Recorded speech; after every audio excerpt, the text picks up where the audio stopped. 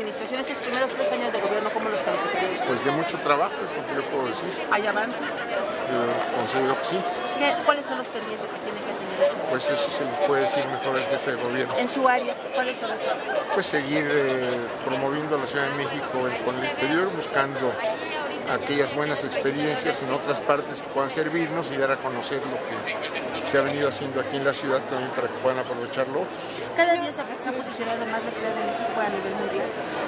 Tiene un reconocimiento importante, es una de las grandes urbes del mundo, sin duda alguna. Quería preguntarle sobre esta conformación de la nueva legislatura de la Asamblea Legislativa. ¿Usted qué opina sobre esto?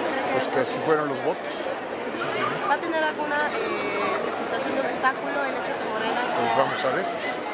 Sobre la transformación del PRD que buscará en este congreso que inicia hoy. Yo no soy miembro del partido. ¿No lo han buscado para...? No soy miembro del partido. Sí, ya lo sabemos.